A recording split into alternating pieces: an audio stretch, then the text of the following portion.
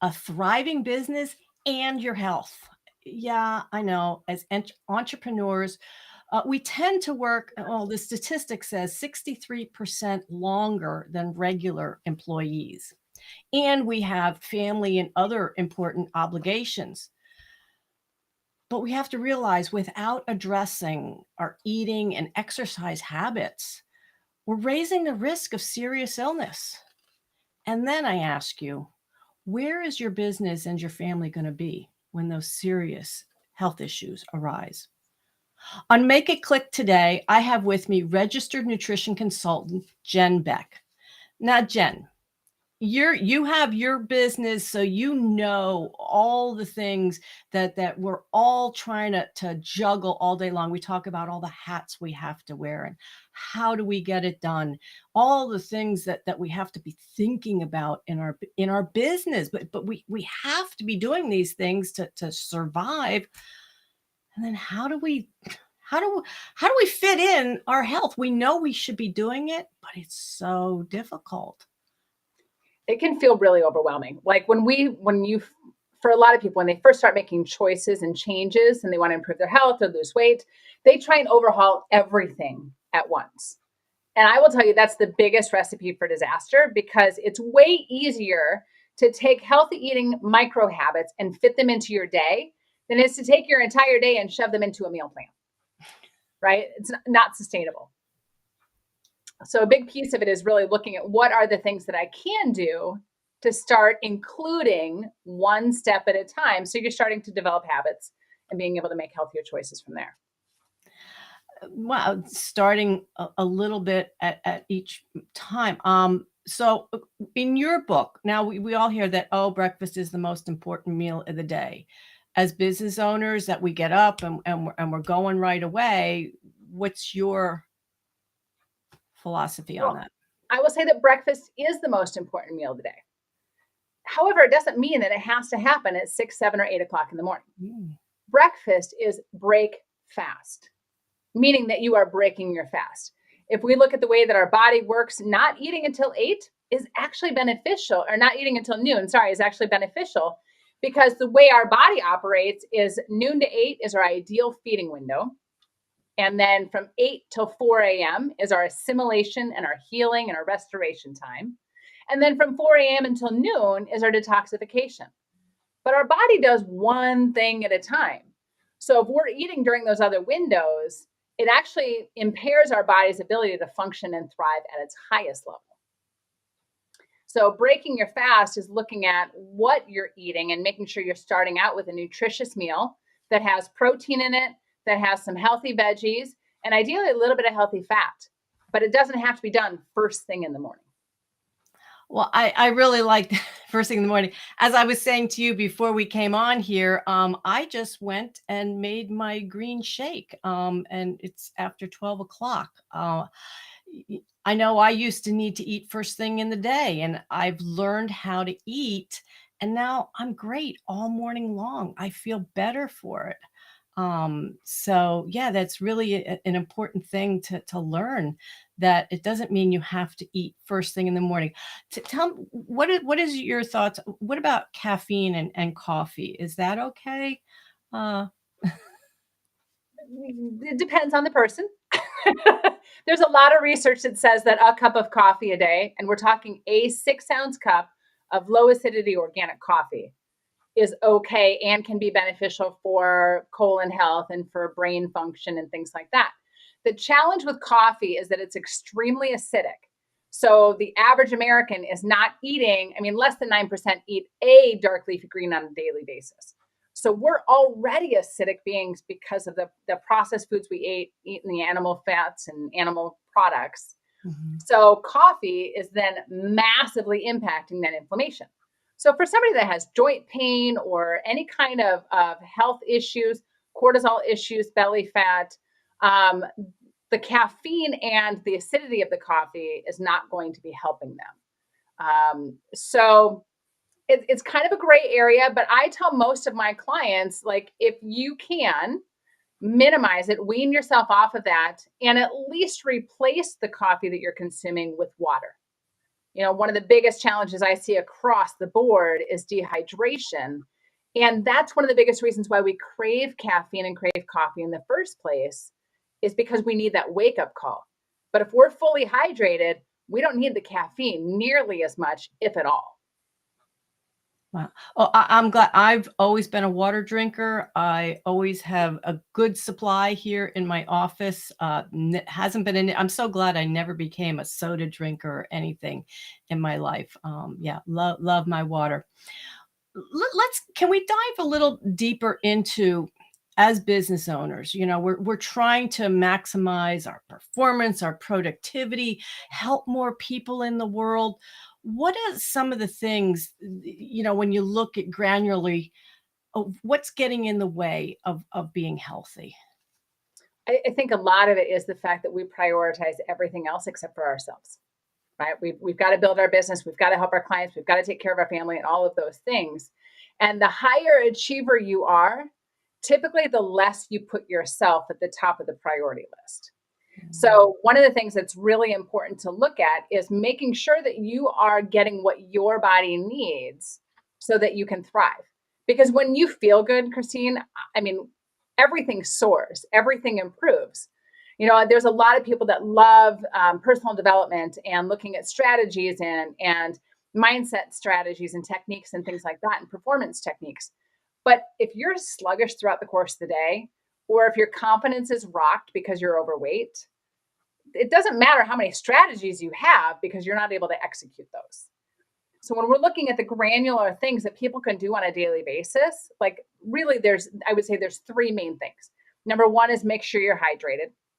Make sure you're getting half your body weight in ounces of water per day minimum, and then increase that 2 glasses for every coffee, soda, or alcoholic beverage you have so that you're rehydrating and flushing out what you took in. So number one is hydration. Number two is eat as many whole foods as you can. So things that your great grandmother would recognize, because the whole foods that we have, plants, right, fruits and vegetables, and pasture-raised meats, those are going to have the highest level of nutrition. And then number three is sleep. Sleep, especially as entrepreneurs, is one of the things that we sacrifice easily to be able to get things done and to make sure that we hit our goals. But sleeping 7 to 9 hours a day, especially if you can get to bed before midnight, it gives your body that chance to restore so that you can thrive and not just survive. Plus, you'll need the caffeine a lot less if you're getting decent sleep. So what's with having to get to bed before, if you're going to get, 7, 8 hours of sleep, does it matter when you start sleeping? You said about getting to bed before midnight. What's that all about? It actually does. So when our body, between 10 and 12 o'clock at night, is when our body makes the most human growth hormone. It makes the most restorative hormones out of any other time during the night. So the earlier that we can get to bed, the better off we are. Oh, well, that's it. I never would have thought that. I mean, I'm thinking, well, if I get 7, 8 hours, what does it matter which 7, 8 hours it is? But yeah, that's very, very interesting. Um, is there something that people tend to think is really the bad foods to be consuming if you're trying to lose weight? Those little indulgences and whatnot. What don't people realize about consuming the good stuff? Well, there's various levels of good stuff, and everybody has different definitions of good stuff, right? Some people say Mine's cheese. I'm sorry, I got to do the cheese. right? But even with cheese, there's upgrades. And that's one of the simplest things that we can do, right? If we're looking at what we're normally eating, and if we're eating the standard American diet, like how do we add a vegetable in to that meal, right? If you're getting a burger and fries, maybe swap out half the fries and eat a vegetable with it, eat a salad or some broccoli or something like that. That little tiny step can have a tremendous impact on your health. A lot of people think that I'm not allowed to be able to have any sweets. If I'm trying to lose weight, I can't eat indulgences. I have to be perfect or it's not going to work. And the one thing I want to leave viewers, audience with, is that you can have indulgences and have your health and lose weight and feel amazing. It's really being intentional about what quality that is, how often you're consuming it, and just making sure that the volume of it, and if you're going to have a cookie versus having a sleeve of Oreos, right?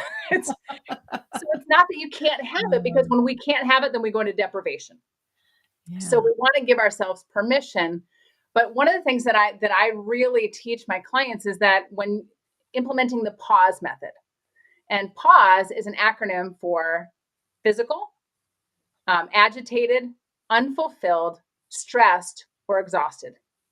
Those are the reasons why we eat the things that we shouldn't eat. And when we're really intentional about what goes in our mouth, just that pause. Am I actually hungry? No. Why do I want this? Am I stressed out? Am I angry? Like, what's going on? It allows us to be able to pause in the moment. And then we can choose whether we still indulge in that, how much we do, or do we make a different choice that may be more fulfilling? It may Mhm. be I need a hug, or I need to pick up the phone and call my mom or call a friend to be able to get that need met, that's not actually a physical hunger, but we're looking to fill that void or fill a boredom or create a distraction. Yeah. Oh, yeah, oh my God, you say that about calling mom for a hug. Well, I made a call earlier this morning. It was something I was putting off, somebody I needed to speak to and everything. And I picked up the phone and had a great conversation. Afterwards, I was like, I got this energy. Like, wow, where did this? Oh, because I did what I had to do. Yeah. And I was starting to feel a little hungry at the moment too, so that's very Mm. interesting. Now, one thing we haven't talked about though, we're talking about food and eating and everything. What about physical activity in all of this of being healthy? I You know, mean, physical that's activity is one of those things that for a lot of people, they go, "Oh my gosh, I have to do this." Well, what if we flip that on its head and go, "Wow, I get to do this for my body, for my brain. I get to give myself a break." Sometimes as entrepreneurs, we're so head down, getting all the work done, but we forget that our brain can only endure what the butt can absorb. So, right, or maybe that's the other way around. The brain can absorb what the butt can endure. Right. I have a client who, one of the things that we started with her, she's somebody who would sit at her desk for 9, 10 hours a day. And so she started setting a timer.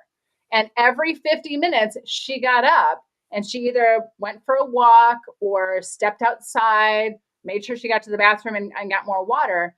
But 1 minute started turning into 10 minutes. And then she started getting up 5 minutes early and doing some stretching. And now she's working out like an hour a day, mm, and she accumulated that, worked up to that over the course of 4 or 5 months. But she loves it now, and she found a way to be able to make it fit into her day. Her brain functions so much more clearly, and she has, greater focus and greater concentration because she's not trying to power through it. She sits down fresh every single hour. mm. Yeah, I like that. Yeah, here my office is on the second floor of my home, and I remember a couple years ago, the husband came to me and somebody had I think a microwave, and he's like, "Do you want this microwave for your office?" And I'm like, "Why?" "Well, then you can just, reheat your coffee or make lunch." Or I'm like, "No, I need to go up and down the steps 100 times a day to get some more water or eat or whatever.